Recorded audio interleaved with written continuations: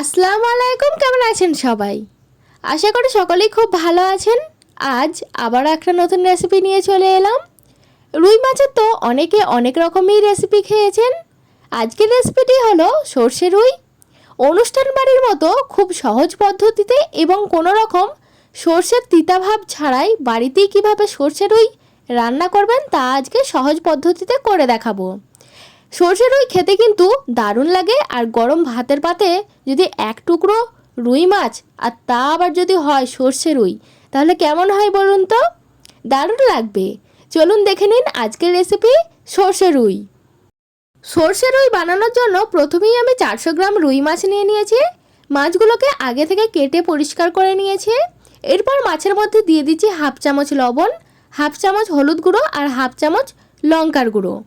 এরপর মাছের সাথে লবণ, হলুদ ও লঙ্কা খুব ভালোভাবে মিশিয়ে নিচ্ছি, যাতে মশলাগুলো মাছের মধ্যে খুব ভালোভাবে প্রবেশ করে যায়। অনেকে মাছটা ম্যারিনেট করার সময় শুধু লবণ আর হলুদ দেয়, তবে আমি একটু লঙ্কা দিলাম। লঙ্কাটা দিলে একটু ঝাল ঝাল পাড়া হবে, মাছ ভাজাগুলো শুধুও খাওয়া যাবে, ভালো লাগবে, সেই জন্য দিলাম। দেখুন ম্যারিনেট করা হয়ে গেছে, 5 মিনিটের জন্য রেখে দেব। ঠিক 5 মিনিট পর একটি কড়াইয়ে আমি দিয়ে দিচ্ছি পরিমাণ মতো সর্ষের তেল। মাছগুলো যাতে কড়াইয়ে লেগে না যায় তার জন্য সর্ষের তেলটা কড়াইয়ের চারধারে খুব ভালো করে লাগিয়ে দিচ্ছি। আর তেলটা গরম হয়ে গেলে তখন আমি দিয়ে দিচ্ছি মাছগুলো। এক এক করে সব কটা মাছ আমি দিয়ে দিচ্ছি। এই মাছগুলো কিন্তু একটু কড়া করেই ভেজে নিতে হবে। দেখতেই পাচ্ছেন আমি সবগুলো মাছ দিয়ে দিয়েছি। এরপর 3 থেকে 4 মিনিট সময় নিয়ে একদিকটা ভেজে নেব। ঠিক 4 মিনিট পর দেখুন আমি উল্টে দিচ্ছি। দেখতেই পাচ্ছেন মাছগুলো কি সুন্দর করে ভাজা হয়ে গেছে, আর তেলটা কড়াইয়ের চারদিকে দেওয়ার কারণে আর কড়াইয়ে মাছটা লেগেও যায়নি। এভাবে দুদিকেই খুব সুন্দর করে আমি লাল করে ভেজে নিচ্ছি। আরও 5 মিনিট সময় নিয়ে মাছের আর এক ধারও আমি খুব ভালো করে ভেজে নিয়েছি। দেখতেই পাচ্ছেন মাছগুলো খুব সুন্দর করে ভাজা হয়ে গেছে। এরপর এক এক করে সবগুলো মাছ আমি তুলে নিচ্ছি। আর রান্নাটা করার জন্য আমি এখানে 400 গ্রাম মাছ ব্যবহার করছি। আপনারা আপনাদের প্রয়োজন অনুযায়ী কম বেশি করে নিতে পারেন। এরপর চলুন নেক্সট প্রসেস। তার জন্য ওই একই কড়াইয়ের গরম তেলে আমি দিয়ে দিচ্ছি আরও কিছুটা তেল। তেলটা ভালো করে গরম হয়ে যাওয়ার পর আমি দিয়ে দিচ্ছি কালো জিরে, হাফ চামচের মতো কালো জিরে দিয়েছি। ঠিক তার 2 থেকে 3 সেকেন্ড পরেই আমি দিয়ে দিয়েছি পেঁয়াজ বাটা। এখানে দুটো বড় সাইজের পেঁয়াজকে আগে কেটে নিয়েছিলাম, তারপরে বেটে নিয়েছিলাম। আমি কিন্তু খুব মিহি করে বাটিনি, হালকা করে বাট এক ঘষা দিয়ে নিয়েছি। এরপর আমি পেঁয়াজটা 3 থেকে 4 মিনিট একটু ভালো করে নাড়াচাড়া করে নেব, যতক্ষণ না পেঁয়াজের হালকা কালারটা চেঞ্জ হয়ে আসছে। রান্নাটা তৈরি করতে আমি পেঁয়াজ বাটা ব্যবহার করছি। আপনারা চাইলে পেঁয়াজ কুচিও ব্যবহার করতে পারেন, তবে বাটা ব্যবহার করলে একটু তাড়াতাড়ি সেদ্ধ হয়ে যায়। দেখতেই পাচ্ছেন পেঁয়াজের কালারটা চেঞ্জ হয়ে আসছে। এই পর্যায়ে আমি দিয়ে দিচ্ছি আদা ও রসুন বাটা আর হাফ চামচ লবণ। এখানে আমি একটা ছোট্ট টুকরো আদা আর 2 থেকে 3 কোয়া রসুনকে আমি বেটে নিয়েছিলাম, টোটাল হয়েছিল 1 চামচ। এরপর 3 থেকে 4 মিনিট আরও একটু ভালো করে নাড়াচাড়া করে নেব, যতক্ষণ না আদা রসুনের কাঁচা গন্ধটা চলে যাচ্ছে। যারা বাড়িতে ট্রাই করবেন ভাবছেন, আমি যেই পদ্ধতিতে করছি সেই পদ্ধতিতে ট্রাই করে দেখতে পারেন। আশা করছি আপনাদের রান্নাটাও আমার মতো সুস্বাদু হবে। চলুন, এরপর আদা রসুনের কাঁচা গন্ধ চলে যাচ্ছে। এরপর আমি গুঁড়ো মশলা দেব।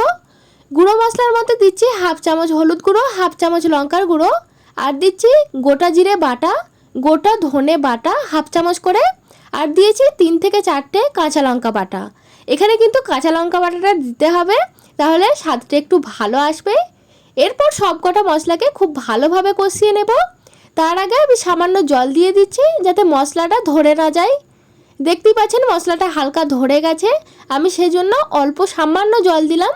এরপর মশলাটা একটু ভালো করে আমি কষিয়ে নেব 5 থেকে 6 মিনিট সময় নিয়ে। মশলাটা কষানোর মাঝেই আমি দিয়ে দেব 1 চামচের মতো কাশ্মীরি লঙ্কার গুঁড়ো, যাতে কালারটা খুব সুন্দর আসে। আবারও বলে দিই, কষানোর কাজটা যতক্ষণ সময় নিয়ে করবেন রান্নাটার টেস্ট কিন্তু ততটাই বেশি হবে। 5 থেকে 7 মিনিট সময় নিয়ে মশলাটা খুব ভালো করে কষিয়ে নিতে হবে। আর যখনই দেখবেন মশলাটা ধরে যাচ্ছে তখনই অল্প অল্প করে জল দেবেন আর মশলাটা কষাতে থাকবেন। অনবরত নাড়াচাড়া করে যেতে হবে, না হলে কড়াই মশলাটা লেগে যেতে পারে। মশলাটা আমি খুব ভালো করে কষিয়ে নিয়েছি। দেখতেই পাচ্ছেন মশলাটা থেকে খুব সুন্দরভাবে তেল ছেড়ে গেছে। মশলা কষানোর কাজটা এখানেই সমাপ্ত। এরপর আমি দিয়ে দেব সর্ষে বাটা। এখানে 2 চামচ সর্ষে, 1 চামচ হলুদ সর্ষে আর 1 চামচ কালো সর্ষেকে বেটে নিয়েছিলাম। সেই বাটা সর্ষেটাকে কিছুটা জল দিয়ে আমি 2 থেকে 3 মিনিটের জন্য ভিজতে দিয়েছিলাম। যখনই ভিজে গেছে আঙুলের সাহায্যে খুব ভালোভাবে মিক্সড করে নিয়ে এখন দেখতেই পেলেন আমি ছাঁকনির সাহায্যে সেটা ছেঁকে নিয়েছি। দেখতেই পেলেন যে কতটা নোংরা অর্থাৎ সর্ষের খোসাগুলো লেগে আছে বা ছাঁকনির মধ্যে রয়ে গেছে। ওগুলো দিলে কিন্তু রান্নাটা দেখতে অতটা ভালো লাগতো না, আর ওগুলো থাকার কারণে কিন্তু তিতা ভাবটা একটু বেশিই লাগতো। আর আমি যেভাবে করলাম এভাবে করে দেখবেন, তিতা ভাবটা একদমই থাকবে না। আপনারা অবশ্যই এভাবে ট্রাই করবেন।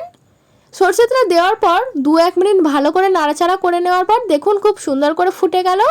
যখনই ফুটে গেল আমি দিয়ে দিলাম পরিমাণ মতো জল। আর এখানে জলের পরিমাণটা একটু কমই লাগবে, ঝোল ঝোল কিন্তু হবে না, একটু বসা বসা বা রসা রসা পাড়া হবে, তাহলেই জিনিসটা দেখতে এবং খেতে দুটোই ভালো লাগবে। এরপর আমি ঢাকা দিয়ে 5 মিনিটের জন্য ফুটিয়ে নেব। ঠিক দেখুন 5 মিনিট পর ঝোলটা খুব সুন্দর করে ফুটে গেছে। এরপর আমি দিয়ে দিচ্ছি ভেজে রাখা মাছটা। 2-1 মিনিট নাড়াচাড়া করে নিচ্ছি এবং আবারও 5 মিনিটের জন্য ঢাকা দিয়ে মাছটা খুব সুন্দর করে আমি রান্না করে নেব। সঙ্গে সঙ্গেই ঢাকাটা দিতে যাবেন না, 2-1 বার ফুটে যাওয়ার পর তারপরে ঢাকনাটা দিয়ে 5 মিনিটের জন্য রান্না করে নেবেন। ঠিক দেখুন 5 মিনিট পর আমি ঢাকনা খুলে নিচ্ছি। রান্নাটা কিন্তু এখন একদম তৈরি হয়ে গেছে। তো বন্ধুরা, আমার তৈরি এই সর্ষে রুই রেসিপিটি আপনাদের কেমন লাগলো আমাকে অবশ্যই জানাবেন। ভিডিওটি ভালো লাগলে লাইক করবেন, আর চ্যানেলে নতুন হলে অবশ্যই সাবস্ক্রাইব করে পাশে থাকবেন এরকম নিত্য নতুন রেসিপি দেখার জন্য। পরবর্তী আবার একটা নতুন ভিডিওর সাথে দেখা হবে। ততক্ষণ পর্যন্ত ভালো থাকবেন, সুস্থ থাকবেন। ধন্যবাদ, টাটা।